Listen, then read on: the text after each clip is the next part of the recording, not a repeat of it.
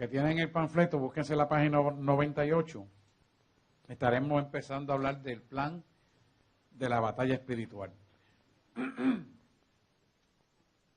Así me ayuda el Señor, ¿verdad? Nos ayude a todos. Existen muchas estrategias bíblicas diferentes que pueden ser usadas en la guerra espiritual, pero el plan básico de batalla para los creyentes es revelado al observar cómo Jesús trató al enemigo. Esa es la parte importante, cómo él trató al enemigo. El plan básico de la batalla para la guerra espiritual está basado en 6 puntos principales. Estos son, número 1, la palabra de Dios, delegación de poder y autoridad, oración, ayuno, las llaves del reino y el nombre de Jesús. O sea que estas 6 cosas son fundamentos para la guerra espiritual. No puede haber guerra espiritual si usted no está guerreando con la palabra, no tiene la delegación del poder y la autoridad, no está en oración, no ha hecho ayuno, no tiene las llaves del reino y no lo pide en el nombre de Jesús. Eso es básico y fundamental. Después de eso vamos a entrar más profundo, pero para empezar por ahí, para que no se nos olvide el ABC. Amén. Dice, una confrontación directa entre Jesús y Satanás vino durante un periodo especial de tentación por el enemigo. En este encuentro, una de las porciones principales de nuestro plan de batalla espiritual fue revelado. Antes de proceder a esta lección, deberán haber leído los registros de la tentación en Mateo 4, 1 al 11, o Marcos 1, 12 al 13, o Lucas capítulo 4, versículos del 1 al 13. Eso lo hemos leído porque en capítulos anteriores hemos estado hablando de eso, así que no vamos a ir para atrás. Todo esto es como Satanás lo tienta, mostrándole todos los reinos que le ha sido entregado. Así que primero Satanás trató de que Jesús se convirtiera en piedras de pan. Lo conocemos el relato. Si tienes hambre, dile a estas piedras que se conviertan en pan. Conocemos eso. El poder de Jesús, el cual convirtió el agua en vino, seguramente podría haber convertido piedras en pan. Lo sabemos que sí. Pero hacer esto en esta situación habría sido actuar independientemente de Dios y usar su poder para beneficio personal. Esto es algo muy importante, porque al creyente cuando le da coraje quiere usar el poder de Dios contra lo que está haciendo el enemigo en la otra persona, y lo primero que usted tiene que mirar es si Dios quiere que usted hable lo que va a hablar. ¿Ah? Semejantemente como Satanás le dijo, si tienes hambre, le dijo a Jesús, dile a estas piedras que se conviertan en pan. Si Jesús hubiera dicho, sí, que estas piedras se conviertan en pan, hubiera usado el poder de Dios equivocadamente para derrotar al enemigo. Y no hubiera derrotado al enemigo porque hubiera hecho la voluntad del enemigo, no la de Dios. Y hay un orden. Independientemente, semejantemente, nosotros tenemos que actuar. No porque me faltó el respeto, no porque quiso hacerme ver mal, no porque habló mal de mí, yo voy a usar el poder de Dios contra la persona. Tenemos que tener cuidado. Amén. ¿Lo ven, verdad? Ok. Es un principio de batalla. Luego Satanás trató de que Jesús se arrojara del pináculo del templo. Ten en cuenta que Satanás dijo, arrójate. Satanás no podía arrojarlo porque el poder de Satanás es un poder limitado. Lo mismo hace contigo. Suicídate, mátate porque nadie te ama. Pero lo estás haciendo tú, le estás haciendo tu voluntad a él. Y eso se lo dice a casi todos los creyentes. Cuando están en momentos de dificultad, suicídate, mátate, nadie te quiere, estás perdiendo el tiempo. Nadie te apoya. Y eso lo hace frecuentemente y te lo suena al oído. Si tú eres débil, porque no conoces la palabra, tú crees que esa es la voluntad del Padre. Nada que ver. Así que trabaja esto. Satanás puede persuadirte a pecar, pero él no puede arrojarte. Como has aprendido, cada hombre es tentado cuando de sus propios deseos es atraído. Él no es forzado, sino seducido. En esta tentación, Satanás usó la palabra de Dios para fundamentar su apelación, pero no la aplicó directamente. aplicó correctamente. La aplicación errónea de la palabra es una de las estrategias fundamentales de Satanás. Vamos a leer Mateo 4:6 para que usted vea cómo él tergiversa esa palabra.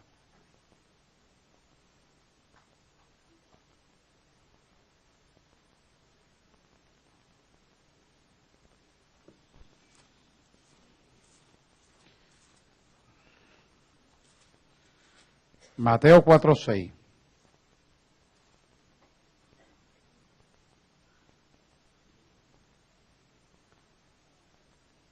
En Mateo 4:6 le dice, y le dijo Satanás, si eres hijo de Dios, échate abajo porque escrito está, a sus ángeles mandará acerca de ti y en sus manos te sostendrá para que no tropieces tu pie en piedra. Y Jesús le dijo, escrito está también, no tentarás al Señor tu Dios. ¿Te das cuenta? O sea, él le dijo que él lo protegerá y que no tropezará. Entonces él utilizó esa palabra retóricamente para confundirlo. Si él actúa por cuenta propia, porque la autoridad y el poder estaba puesto sobre él, automáticamente entra en desobediencia y al entrar en desobediencia es una puerta abierta para que el demonio tome lugar en la vida de Jesús. Son puertas abiertas. ¿Por qué? Porque él te hizo equivocar en la palabra, pero tú la violentaste. Por eso hay que conocer la palabra. Por eso el mundo se pierde. Porque al no conocer la palabra, cometen errores una y otra vez, una y otra vez, una y otra vez, una y otra vez. Por eso es que hay que conocerla. Entonces, ¿él qué hizo? Porque escrito está, no tentarás a tu Dios. ¿Eh?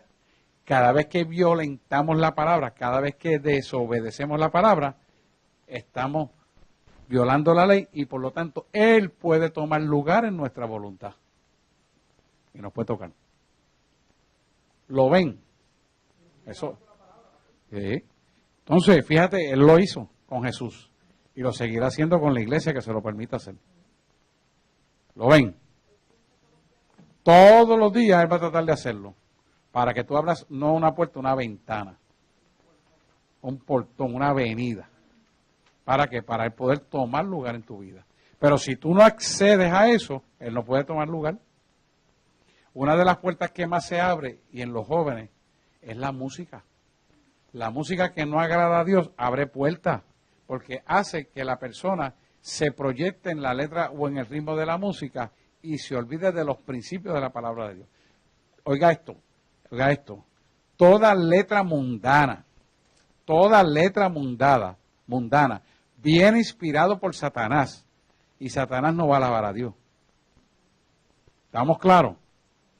Por lo tanto, la música que no edifica al Espíritu Santo, no le preste oído.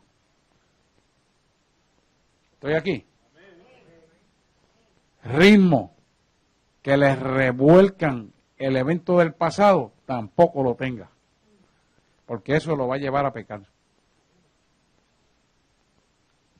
Acuérdese de eso siempre.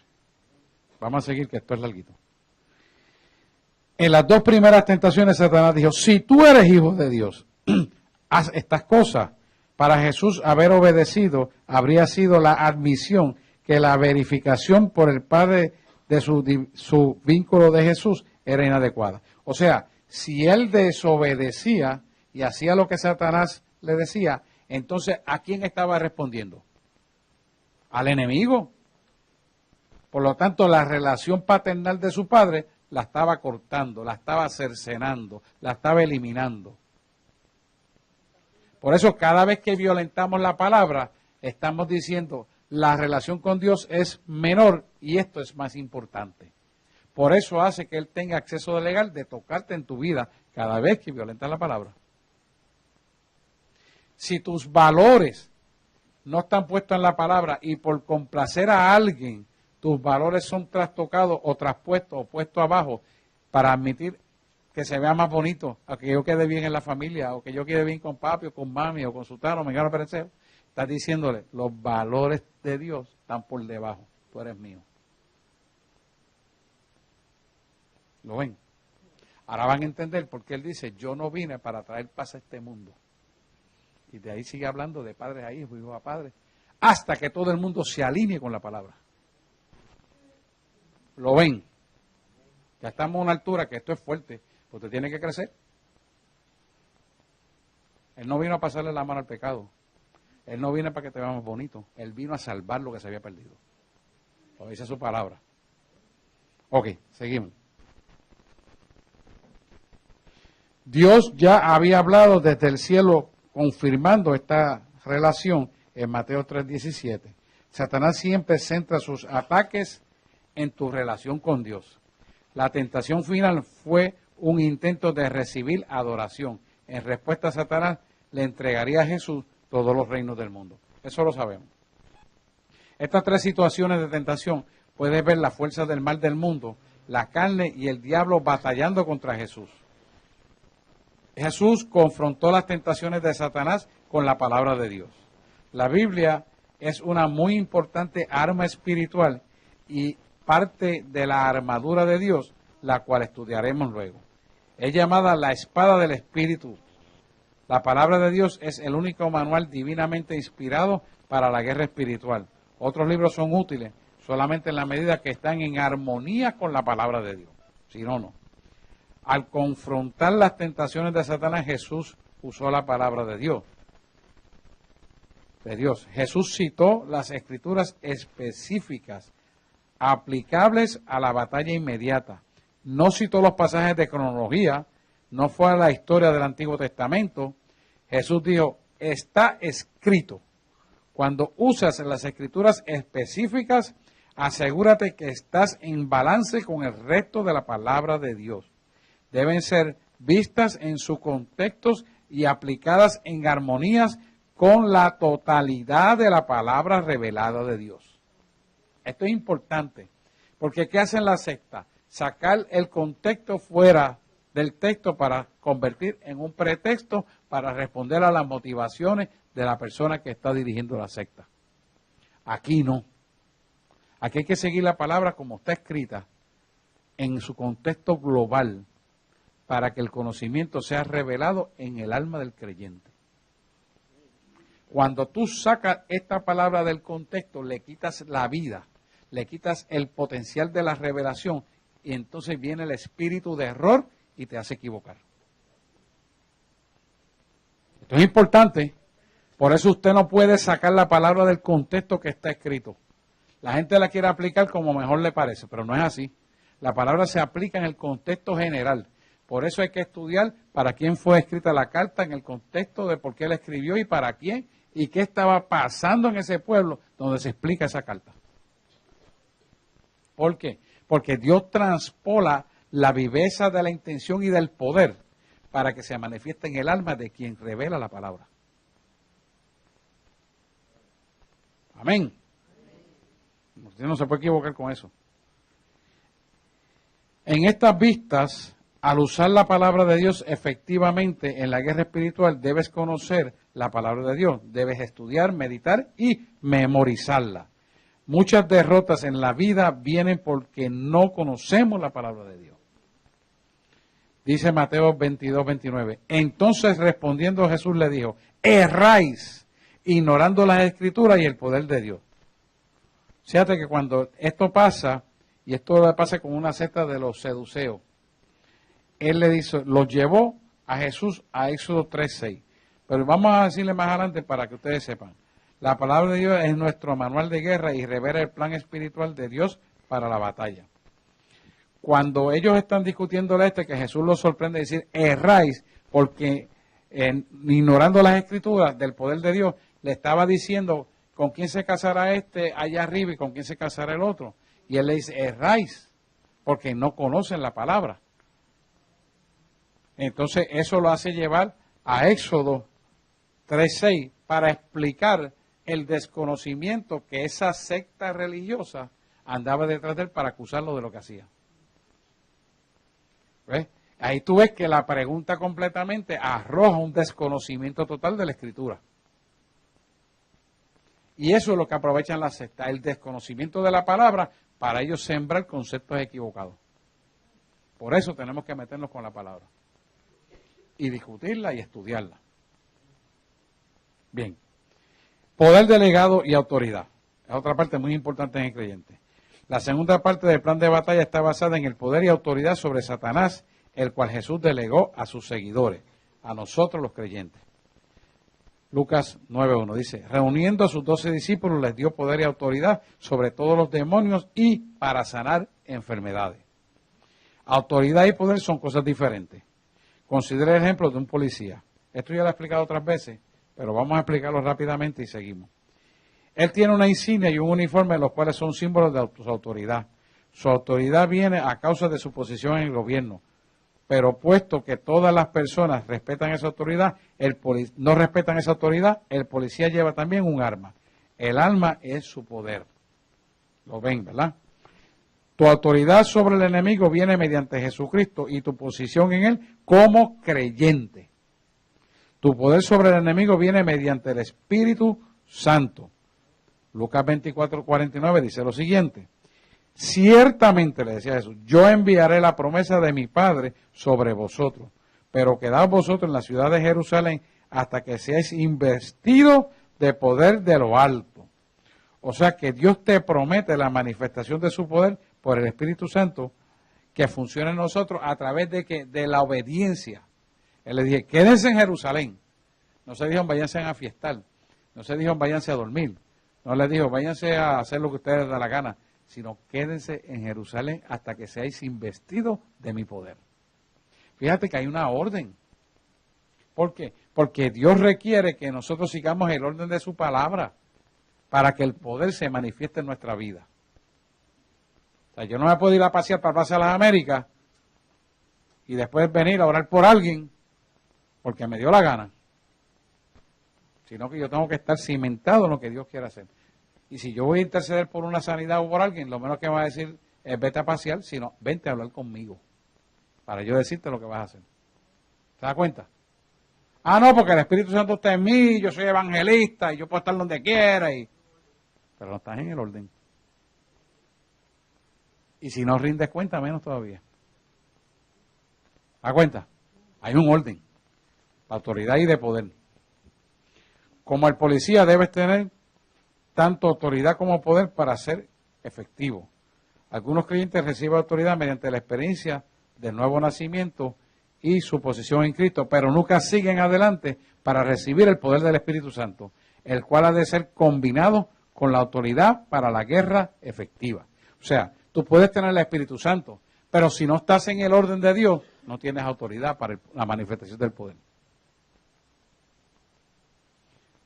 Yo no puedo venir a predicar aquí si he estado discutiendo con mi esposa. Yo no puedo venir a predicar aquí si yo no le pago a la gente que le debo. ¿Por qué? Piense usted por qué. Sencillo, porque no estoy en orden. Entonces la manifestación de poder no va a poder ser manifiesta porque no estoy en orden. Y entonces el enemigo, como sabe que yo necesito la manifestación de poder, él toma lugar en la vida del que no está en orden y hace la manifestación de poder, pero no es Dios, es el enemigo. Por eso usted ve evangelistas y gente que no está en orden, que Dios lo está usando, yo lo estoy usando el diablo. Y usted dice, wow, pero aunque no está en orden, la está usando el diablo. ¿Por qué? Porque los dones son irreversibles, pero el Espíritu Santo decide, por orden de Dios, a quién va a usar. Y el enemigo, espérate, que este es mío. Y ahí funciona. ¿Y usted cree que es Dios haciendo las cosas? Nada que ver. ¿Me explico lo que estoy hablando? Eso es lo que está pasando hoy en día en las iglesias en Puerto Rico y el mundo entero. El enemigo está metido dentro de la iglesia, comandando las iglesias y haciéndose pasar por Dios. La culpa la tiene el creyente, que no sigue la palabra. No la tiene Dios, que Dios lo dejó escrito.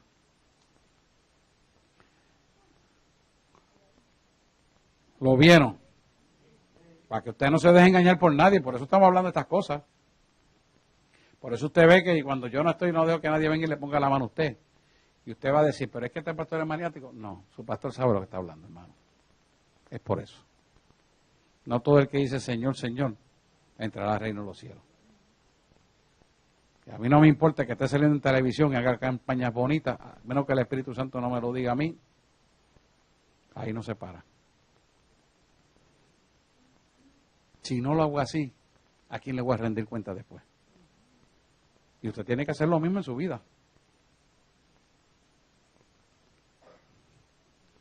Poder sobre el enemigo. Reuniendo a los 12 discípulos, les dio poder y autoridad sobre todos los demonios y para sanar la enfermedad. De Lucas 9:1.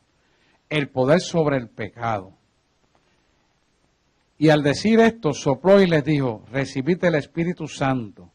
A quienes perdonéis los pecados, les serán perdonados. Y a quienes se los retengáis, les serán retenidos. Juan 20, capítulo 20, versículos 22 al 23.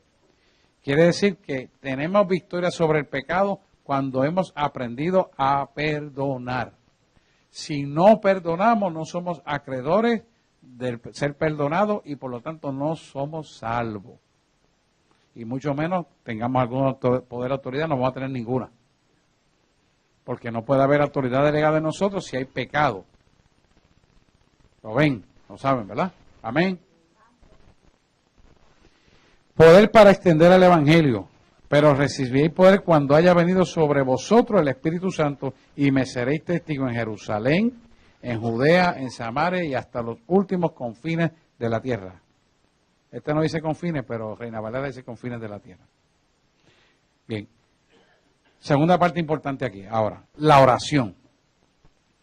Es la tercera parte del plan básico de batalla. Aquí está una batalla, una detallada referencia para asistir en el estudio sobre la oración. Vamos a hablar de la oración. Definición de la oración. La oración es comunión con Dios. Toma diferentes formas, pero básicamente ocurre cuando un hombre habla con Dios. Dios habla con el hombre. La oración es descrita como lo siguiente. Invocación en el nombre de Jesús. Y usted va a decir, pero si sabe que tiene que hacer, usted tiene que invocarlo en el nombre de Jesús, porque el enemigo imita, y si usted no la invoca en el nombre de Jesús, puede venir en el nombre de San Martín de Porres, en el nombre de la Virgen María. Y créame que el pichoncito viene y toma lugar. Pero cuando usted lo nombra correctamente, sabe que tiene que ser en el orden que dice Dios y tienen que respetar ese orden. Igualmente que hay gente en el nombre de Dios, no en el nombre de Jesús. Ah, que Dios y Jesús es lo mismo, pues entonces tú no aprendiste a orar. Porque hay un orden. Hay que corregir todas esas cosas. Y el divino niño, un montón de cosas por ahí para abajo. Otra forma de definición de clamor a Dios. Está en los Salmos 27 y 34, versículos 6 y versículo 7 respectivamente. Acercarse a Dios. Está en los Salmos. Buscar. Entonces eso lo vamos ahora a desmenuzar. Levantar el alma, levantar el corazón, derramar el corazón, derramar el alma, clamar al cielo, implorar al Señor, buscar a Dios, buscar el rostro del Señor y hacer súplica. Todo esto son estilos de oraciones que nos acercan a Dios y cuando usted mira la oración sobre la cual estamos leyendo, invocación en el nombre del Señor, genera en nosotros una contrición espiritual almática donde abre el camino para que podamos comunicarnos con Dios. ¿Por qué? Porque todos los sentidos van a estar dirigidos a todo lo que acabo de leer. Entonces no hay distracción alguna si se me quedó la puerta abierta, si dejé la llave pegada al carro, si apagué la luz, prendí la lámpara, dejé la vela prendida. Eso no existe. Porque usted cuando entra en todas estas exclamaciones de oratoria que están escritas aquí, usted está en una concentración en alma, cuerpo y espíritu con su Creador. ¿Lo ven o no? ¿Cuántos de ustedes dan rodillas y se ponen a orar y empieza el enemigo a traerle en la mente disparates y interrupciones? Pero cuando tú dices, en el nombre de Jesús clamo por ti, por esta vida, Señor, y empieza a taca, o le dice, Espíritu Santo, guíame en la oración. Todo el mundo se va, espérate, que clamor, ya eso es territorio de Dios, y se va del lado suyo, me limpia todo. Pero porque usted lo hizo correctamente. Porque el diablo conoce la palabra y el diablo tiene que respetar la palabra. Si usted lo hace correcto, despeja todo lo que el enemigo quiere ponerse. Porque usted lo está haciendo por la palabra. Y él tiene que responder por la palabra. Pero si usted no lo hace por la palabra, entonces él se aprovecha y lo interrumpe. La vida de oración de Jesús. La oración fue una estrategia importante del Señor Jesús. Jesús hizo de la oración una prioridad. ¿Por qué una prioridad? Porque ¿cómo usted va a ser guiado si no sigue las instrucciones del jefe? La prioridad es orar. Oró en cualquier momento del día o de noche. Usted lo ve en Lucas 6, capítulo 6, versículos 12 y 13. Lo tengo que buscar, lo busco, para que ustedes lo vean. Vamos a buscarlo. Lucas 6. Mateo, Marco y Lucas.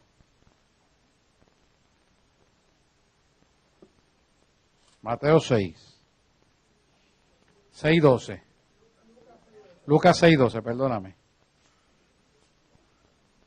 En aquellos días, él fue al monte a orar y pasó la noche orando a Dios. Y el 13 dice, cuando era de día, llamó a sus discípulos y escogió a 12 de ellos, los cuales también llamó a apóstoles. Que últimamente eso le gusta a todo el mundo. Apóstoles. Fíjate que es importante que usted sepa y entienda que hay que orar a tiempo de tiempo o afuera de tiempo y en todo momento. Y si usted hace el hábito de mantener comunión con el Espíritu Santo, usted puede estar inclusive guiándose, afeitándose, lavándose la boca y puede estar hablando con Él. Es cuestión de usted acostumbrarse a comunicarse con Él.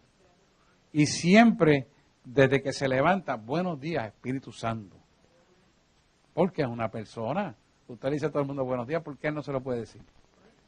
Claro que Él no duerme, estamos de acuerdo de que duerme usted. Pero son unos hábitos que indican que hay una reverencia, un trato especial, que indica que usted es interesado en ese tipo de relación. Una relación amorosa, una relación que le presta importancia a su presencia. ¿Qué hace eso en nosotros? Prepara nuestra alma para recibir la conexión de Él. ¿Por qué? Porque todos los sentidos van encaminados a lo que usted le está hablando. Y de igual manera usted va a escuchar, buenos días, mío. Cada vez que yo cumplo años, el primero que me felicita en mi vida es Él. Y me lo acuerda. A veces uno se levanta a la rutina de orar y Él me lo dice antes. Cuando yo cumplí 50 años, yo le había pedido a los 40 años que me permitiera celebrarlo en el Mediterráneo. En un barco en medio del Mediterráneo. Y a mí se me había olvidado, pero a Él no se le olvidó. Ese día, Él procuró que yo estuviera flotando en el mar Mediterráneo y me cantó Happy Birthday. Para la gloria de su nombre. Y allí se convirtió todo lo que estaba en ese piso. Y lo grande de esto, hablando diferentes idiomas y yo hablando en español, y ellos entendían todo lo que yo hablaba. Así es Dios. Pero cuando nosotros le damos su lugar, y usted empieza a experimentarlo y le va a pasar cosas grandiosas con Él. Dice, wow, es que esto es otra cosa. Y le dice, mira, coge por aquí, por la izquierda, porque va a pasar esto, coge por acá, no hables con fulano, ahora le dices a fulano tal cosa. ¿Y cómo es esto? Y te dice, wow, con tanta certeza que usted no falla. Porque a Él le agrada eso. Lo hacía con Jesús en la tierra y con usted lo hará también. Porque eso es promesa de Él.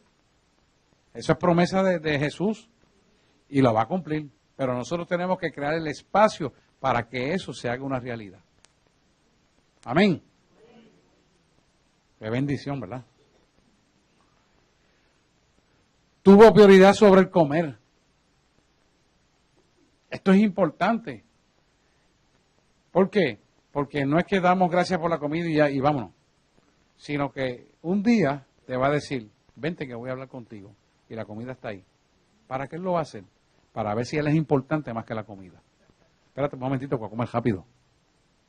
¿Habrá eso? ¿Quién se atreve a hacer eso? Te digo quién lo hizo y pasó un mal rato. Benijín. Pero ¿cómo te empeñas en hablar conmigo ahora cuando voy a almorzar y ver a mi prima? Y ese día no se movió un pelo. Para que usted vaya viendo ejemplos de que el Espíritu Santo es una persona y según usted lo reverencie y lo trate, Él también te va a honrar a ti. Pero si tú no le honras, no pidas que Él te honre. Porque eso es recíproco. Tuvo prioridad sobre los negocios. ¿Qué nos quiere decir este ejemplo? Que a Él le interesa todo lo que tú hagas. Todas las decisiones que tú tomes, consúltalas. Todo. Porque Él le interesa todo. Y Él se quiere meter en todo. ¿Para qué? Para que Él sea glorificado en tu vida. Él no necesita el dinero. Él es el dueño del oro y la plata. Pero a Él le gusta que tú se lo consultes. ¿Qué hago con esto, Señor? Que tú has puesto en las manos. Él le agrada que tú le recuerdes las promesas, que tú le pidas por su palabra, que tú le consultes lo que vas a hacer. Él le agrada. Y cuando le agrada y tú lo haces correcto, pues eres bendecido. Ah, que no sé qué hacer, pues entonces no hago nada hasta que sepa qué hacer. Entonces, claro, neutro. Y Él te va a decir de la manera que la forma, lo que tienes que hacer y cómo lo vas a hacer. ¿Cuánta gente fracasa en los negocios por no consultárselo a Él? Montones de veces. ¿Por qué? Porque muchas veces nosotros como clientes, el enemigo pone cascarita y no se lo consultamos a Dios, creemos que parece ser bueno y resulta que no es bueno. Y nos equivocamos. Eso le gusta al enemigo. Pero cuando tú se lo consultas, Él te dice, sí, tírate hasta con los tenis puestos, porque te va a salir bien la cosa. Pero si no te dice nada, haz neutro hasta que te conteste. Es un hábito, un estilo de vida que tenemos que cultivar en lo que hacemos. Tenemos que hacerlo de esa manera. Si no lo hacemos de esa manera, muy probablemente nos vamos a equivocar y lo que estamos haciendo vamos a fracasar.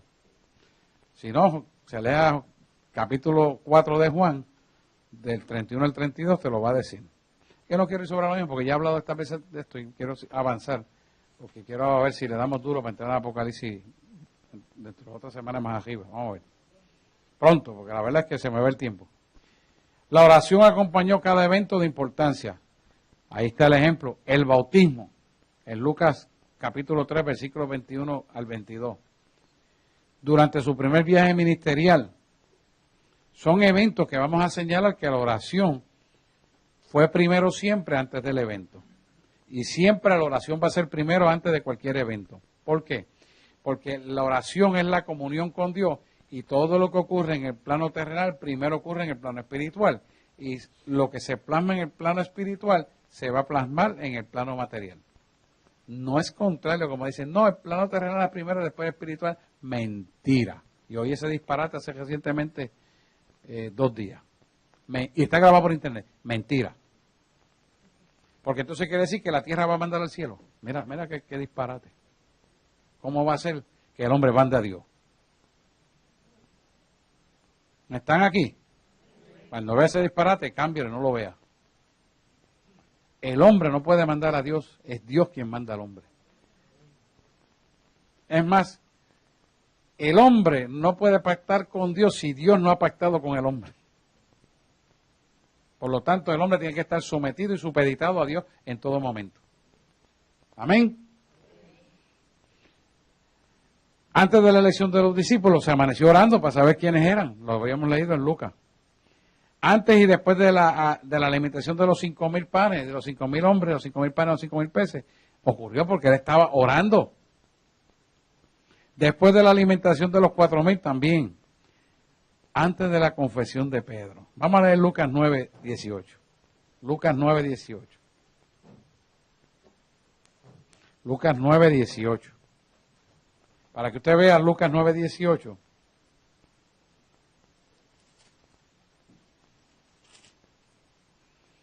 Dice, y aconteció que mientras Jesús oraba, aparte estaban con él los discípulos y les preguntó diciendo, ¿quién dice la gente que soy yo?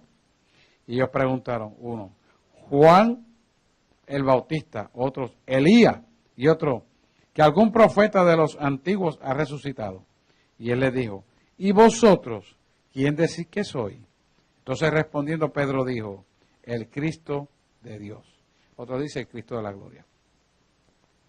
Fíjese que Pedro confiesa a Jesús como el Cristo aquí, pero lo primero que hizo Jesús fue orar. ¿Para qué?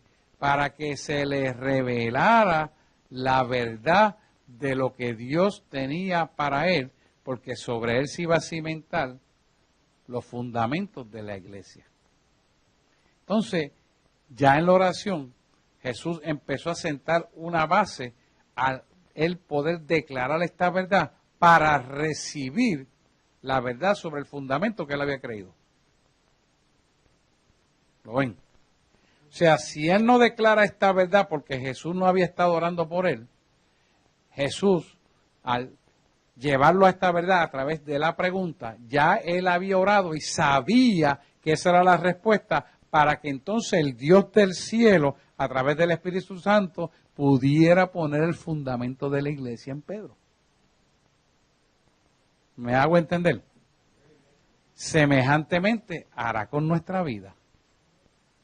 Orando es donde Él te da la revelación de lo que Él quiere hacer y de lo que tú le vas a preguntar para Él poner lo que necesites ahí.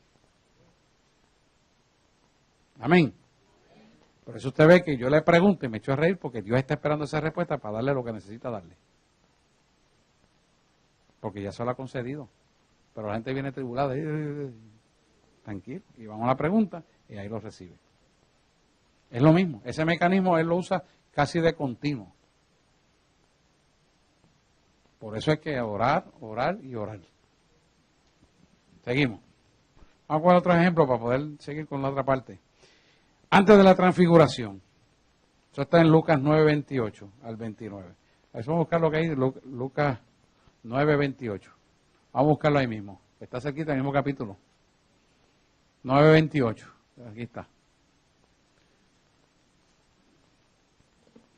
Dice, pero os digo en verdad, que hay algunos de los que están aquí que no gustarán la muerte hasta que vean el reino de Dios. No. Lucas 9, 28. Sí, no, pero leí eso para que puedan ver por dónde comienza, se lo voy a leer hasta el 32. Pero os digo en verdad que hay algunos de los que están aquí que no gustarán la muerte hasta que vean el reino. Aconteció como 8 días después de estas palabras que tomó a Pedro, a Juan y a Jacobo y subió al monte a orar. Entre tanto que oraba, la apariencia de su rostro se hizo otra, y su vestido blanco y resplandeciente. Y he aquí que 2 varones que hablaban con él, los cuales eran Moisés y Elías, quienes aparecieron rodeándoles de gloria y hablaban de su partida que iba Jesús a cumplir en Jerusalén. Y Pedro y los que estaban con él estaban rendidos de sueño, mas permaneciendo despiertos vieron la gloria de Jesús y a los 2 varones que estaban con él. Fíjate que a través de la oración ya Jesús sabía lo que iba a suceder. ¿Por qué? Porque a través de la oración Él te revela lo que Él va a hacer. La palabra dice en Amós 3 que Dios no hará nunca nada sin antes decirlo a su pueblo.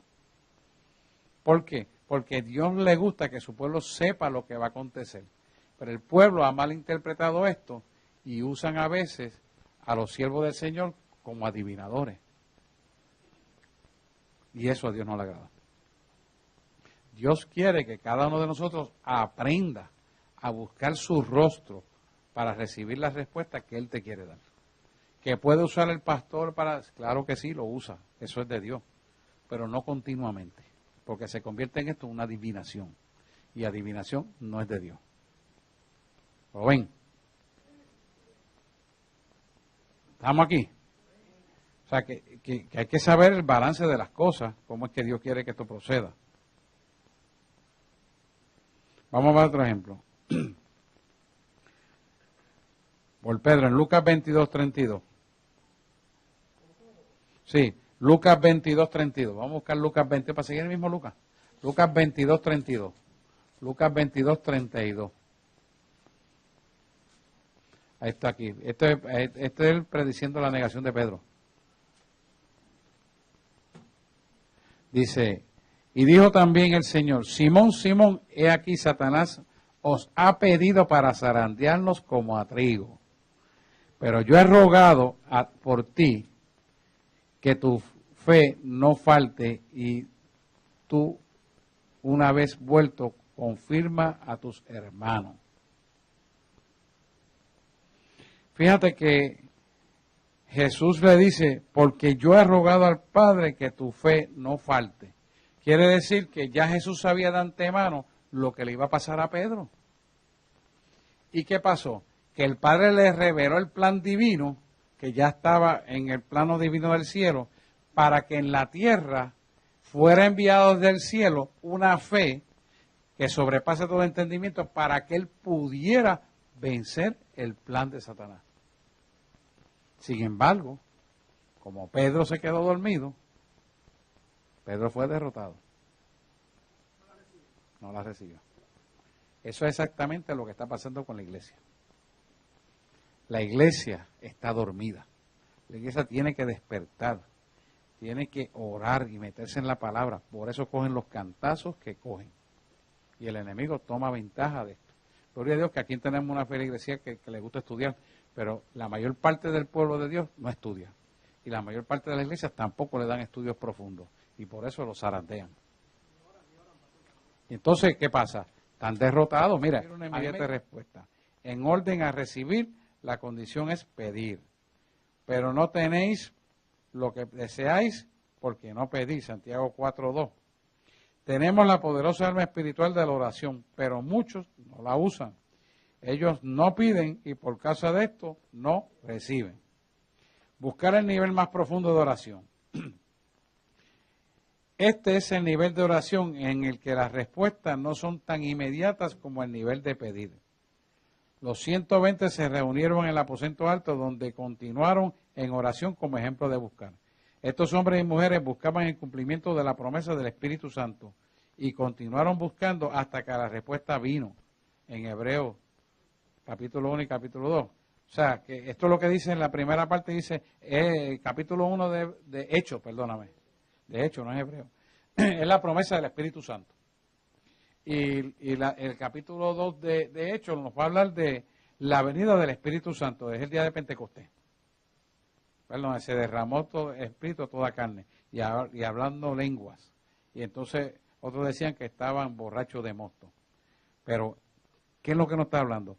Que buscaban el cumplimiento de la promesa del Espíritu Santo. Y continuaron buscando hasta que vino la respuesta. ¿Qué nos deja ver esto? Que la perseverancia tras las promesas, Dios las cumple. ¿Por qué la perseverancia es importante en la oración? Porque demuestra que tú tienes fe y que tú le has creído a Dios.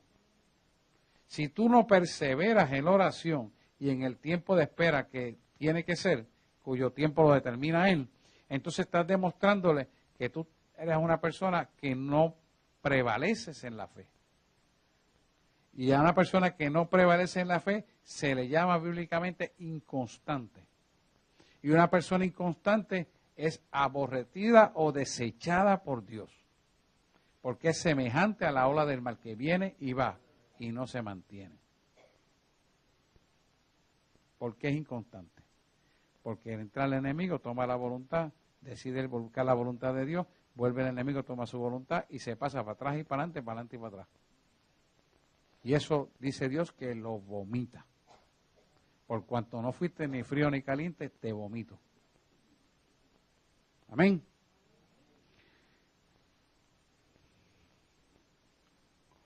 Golpear es un nivel más profundo.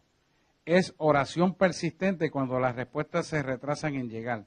Es ilustrado por la parábola de Jesús en Lucas 11, 5 al 10. Vamos a ver esa.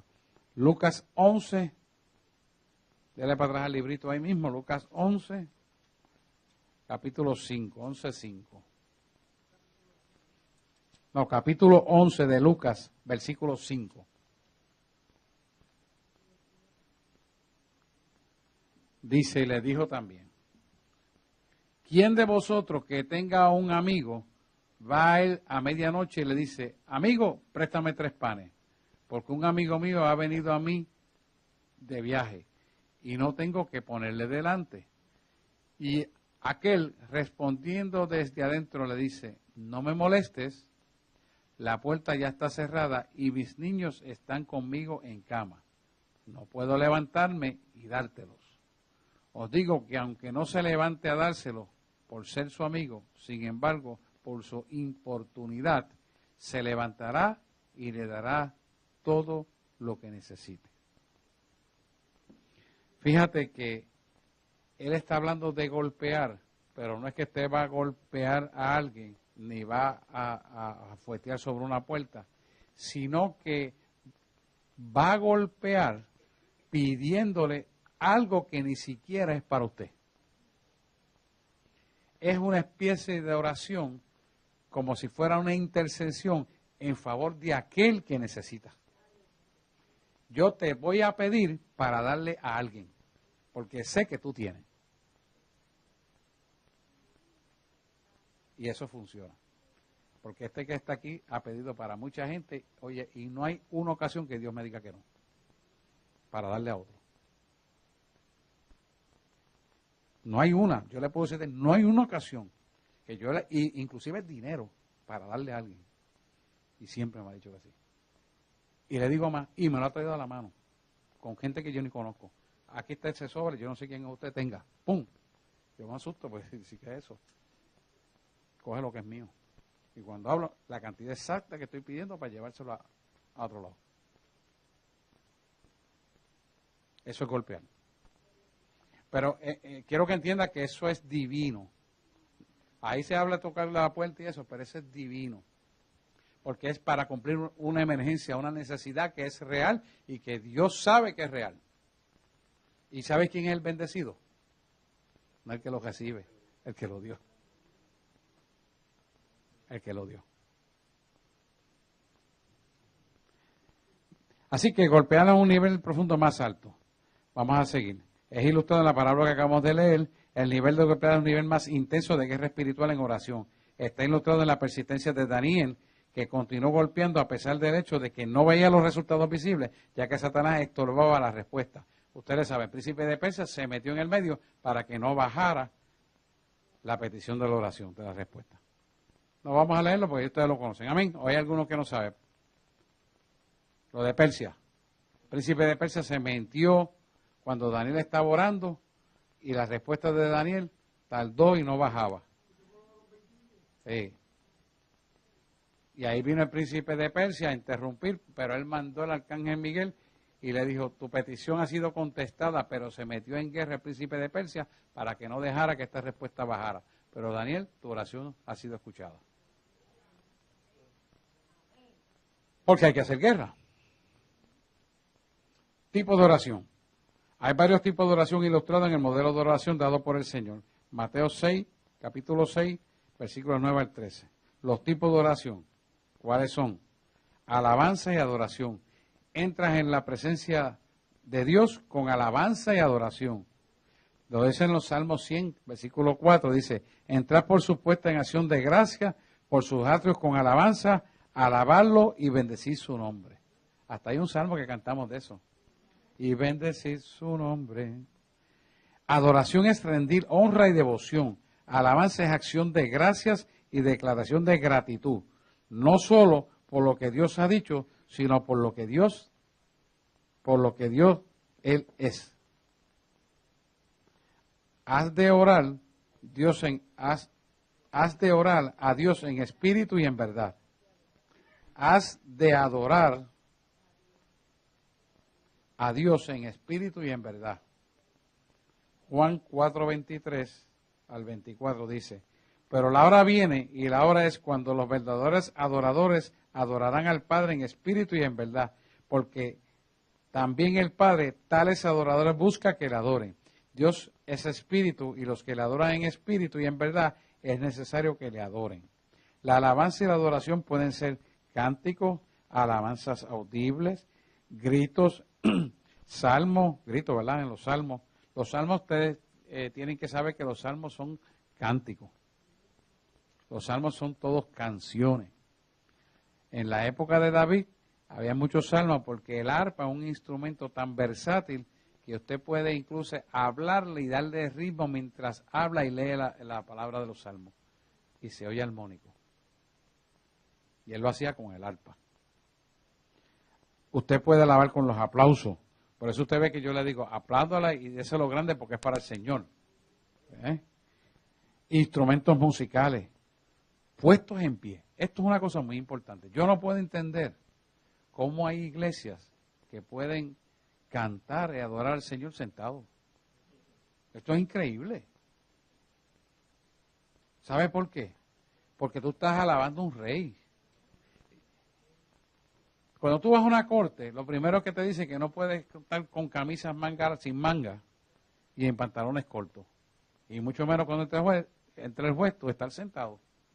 Entonces, ¿cómo es posible que alaben a un rey soberano, sublime, dador de vida y de toda bendición, y puedan venir mal vestidos y quedarse sentados adorando? Es una irreverencia, es una falta de respeto brutal. Yo no puedo entender eso. Tampoco puedo entender cómo usted puede ir a un púlpito y ir mal vestido a predicar la palabra de Dios. Usted está hablando de la palabra de un rey. Usted representa en ese momento que usted coge el micrófono en el púlpito, usted representa a Dios. Y es un privilegiazo que usted pueda representar a Dios. Lo menos que usted puede hacer es ir correctamente vestido. Esto no es religiosidad, es respeto y honra. Entonces quieren venir con camisitas y maones. Mire, compadre, usted está mal. Usted está deshonrando la palabra que está llevando. Jóvenes, aprendan eso de temprano. Cuando vayan a predicar formalmente, vengan bien vestidos. Y no tiene que ser un chaquetón y una corbata, pero puede ser una chaqueta, aunque sea sport, bien vestido, bien puesto. ¿Por qué? Porque usted está hablando la palabra de un rey. Usted no está hablando del juego de pelota, ni está narrando la pelea de Mayweather y el otro. Usted está hablando la palabra de un rey que la está recibiendo, y esa palabra de rey es vida. Entonces, si usted está en la posición correcta para hacer lo que Dios correctamente le quiere hacer, a través de usted tiene que estar correctamente bien. ¿Me hago explicar? No puedo entender, no es que usted tiene que venir con lo último y si usted no tiene traje que se lo vuelque alquilado. Mira, bien puesto. Porque está honrando a quien honra, honor merece. Que por su misericordia estamos aquí. Es importante que lo entienda y que lo practiquemos y que lo digamos para que la gente aprenda a comportarse correctamente en los púlpitos. Lo mismo los púlpitos no son para venir a bailar. Es un respeto. Y hay que respetar a Dios. Ese lugar es santísimo. A nivel espiritual, ese es el lugar santísimo. Usted tiene que saber hasta cómo se mueve ahí. Y qué cosas tiene que hacer. Y nosotros nos olvidamos muy fácilmente de esto porque le faltamos el respeto a Dios por desconocimiento. No aquí, pero mucha gente lo hace fuera. Y hay que aprender que tenemos que honrar a Dios en palabra, obra y pensamiento. Esto es importante, que lo sepamos desde ahora y no cometamos esos errores. Y podamos orientar a otros lo que es correcto hacer. La alabanza y adoración pueden ser con cánticos, con cantos, alabanza audible, grito, levantando las manos, aplausos, instrumentos musicales, puestos en pie en Segunda de Crónicas, capítulo 20, versículo 19, postración, está en los salmos, arrodillado, acostado. El guerrero de Dios en el mundo del espíritu es mostrado con Salmo 149, versículo 6 dice, exalten a Dios con su garganta y con sus espadas de dos filos en sus manos. ¿Cuál es la espada de dos filos en sus manos? La palabra de Dios. Eso es. Número 2, compromiso. Esta es una oración comprometiendo tu vida y voluntad a Dios. Incluye oraciones de consagración y dedicación. O sea que tenemos que estar comprometidos con Dios. Cuando estamos comprometidos con Dios, somos formales en la relación con Él. Tenemos respeto, honra, dedicación. exaltación y por lo tanto nuestro ser interior le adora a Él en el estilo de vida correcto. Número 3, peticiones. Las oraciones de peticiones son los pedidos. Los pedidos deben ser hechos conforme a la voluntad de Dios revelada en su palabra escrita. Las peticiones pueden estar en el nivel de pedir, buscar o golpear. La súplica es otra palabra para este tipo de oración. La palabra súplica significa implorar a Dios o apelar ardientemente a Él por una necesidad. Apelar por una necesidad. Número 4, arrepentimiento y confesión. Una oración de confesión es arrepentirse y pedir perdón por el pecado. Primera de Juan, capítulo 1, versículo 9, dice lo siguiente: si confesamos nuestros pecados, Él es fiel y justo para perdonar nuestros pecados y limpiarnos de toda maldad. Por lo tanto, si usted quiere las bendiciones del Señor, esto no puede faltar en su vida. Tiene que confesar los pecados y ser fiel y justo para perdonar nuestros pecados y limpiarnos de toda maldad de nuestra alma.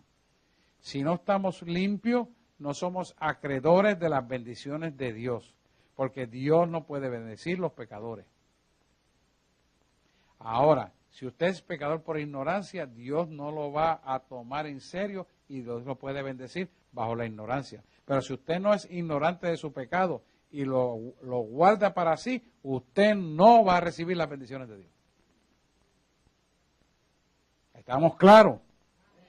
Si usted es creyente y no perdona, no será perdonado. Si usted es creyente y lo hace mal porque le da la gana, usted no va a recibir las bendiciones del reino. Porque Dios no va a cambiar su palabra por usted. Es usted que cambia por la palabra de Él. Amén. Seguimos. Intercesión. Intercesión es oración por otro. Un intercesor es aquel que toma el lugar del otro o pide por el caso del otro. La Biblia registra que en el tiempo de Dios miró a la tierra y vio que no había intercesor. Eso está en Isaías 59, versículo 16. Les leo. Vio que no había nadie y se maravilló que no hubiera quien se interpusiese y los salvó su brazo y lo afirmó su misma justicia. Cuando Dios vio que no había intercesor, Él suplió la necesidad y envió a Jesús. Entonces, fija, o sea que Él no te va a inquirir o culpabilizar o responsabilizar por lo que tú no sabes. Pero Él sí te va a responsabilizar y va a inquirir tu responsabilidad sobre lo que ya tú sabes. Dios es justo. Entonces, como vio que no había por quién interceder, envió a Jesús. Y dice ahí, cuando Dios vio que no había intercesor, Él mismo suplicó la necesidad, Él envió a Jesús. Primera de Timoteo 2:5 dice lo siguiente: pues hay un solo Dios y un solo mediador entre Dios y los hombres, Jesucristo hombre. Romanos 8:34 dice lo siguiente: Cristo es el que murió, más aún el que también resucitó, el que además está a la diestra de Dios, el que también intercede por nosotros. Yo uso mucho eso cuando oro por el grupo en general. Lo uso mucho. ¿Por qué? Porque yo lo uso de esta manera. ¿Quién es el que te acusa? Si no es aquel que está sentado a la diestra del Padre, aquel que intercede por ti, aquel que te justificó, aquel que pagó a precio de sangre por tus pecados. Y ahí amarro todo. Porque al amarrarlo de esa manera, el poder y la autoridad vienen en favor de la petición de la oración. Esa oración es efectiva. Le rompe las patas a Satanás. Por Hechos 7:25 dice, por eso, Hebreos 7:25, voy a tener que cambiar estos bifocales. Por eso también, por eso puede también salvar perpetuamente a los que por Él se acercan a Dios, viviendo siempre para interceder por ellos. Y Juan, primera de Juan, capítulo 2, versículo 1, dice lo siguiente: hijitos míos, esta cosa os escribo para que no pequéis. Pero si alguno ha pecado, abogado tenemos para con el Padre, a Jesucristo el justo. O sea, un abogado es parte en una corte de justicia, es un asistente legal, ¿verdad? O un consejero que pide por causa de otro. La intercesión en la guerra espiritual es orar a Dios a favor de otra persona. Algunas veces esta intercesión es con entendimiento. Intercedes en tu propia lengua nativa. Más que queremos avanzar, es larguito. Primera de Timoteo, capítulo 2, versículo 1 al 2 dice: exhortó ante todo a que se hagan rogativas, oraciones, peticiones y acciones de gracia por todos los hombres, por todos los reyes, por todos los que tienen autoridad. En otras ocasiones, la intercesión es hecha por el Espíritu Santo. Ahí que empieza a hablar en lengua. Puede ser con gemidos resultantes de una pesada carga espiritual, puede ser de una lengua desconocida, puede ser intercesión por otro o del Espíritu intercediendo por ti. Cuando esto sucede, el Espíritu Santo habla por medio de ti, orando directamente a Dios y conforme a la voluntad de Dios. Y tú no entiendes este tipo de intercesión. Eso pasa mucho aquí. El jueves pasado, que Luis me dejó al final, que le dio palabra a cada uno, le hablaba en lengua y le traducía lo que había. Le hablaba en lengua y le traducía. Ustedes se dieron cuenta que no dejó a nadie. A todos les dio un mensaje. Y le hablaba en lengua y decía en lengua vernácula, hablaba en lenguas angelicales y después le decía el mensaje, para que supieran que era de Dios. Eso es una intercesión, porque eso es un culto de intercesión. La gente que busca a Dios deben estar en intercesión. Sí, estaba muy bueno, de verdad que sí.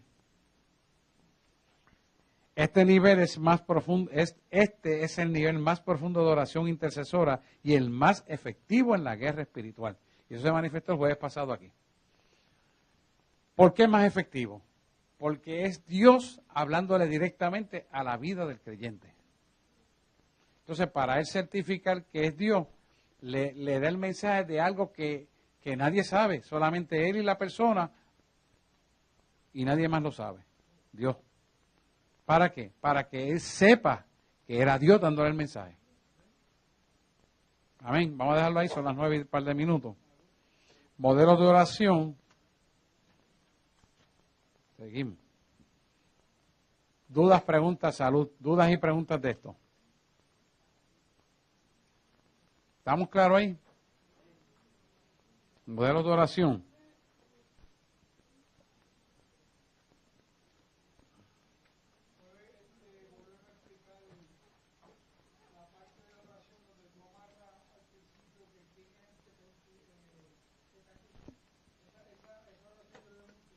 Esa oración yo lo uso mucho de Romanos 8:34. Eso. Ajá.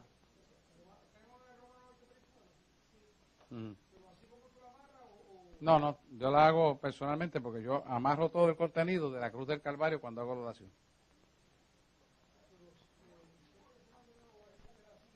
Yo siempre empiezo con una pregunta. ¿Quién es aquel que te acusa, si no el que está sentado a la diestra del Padre?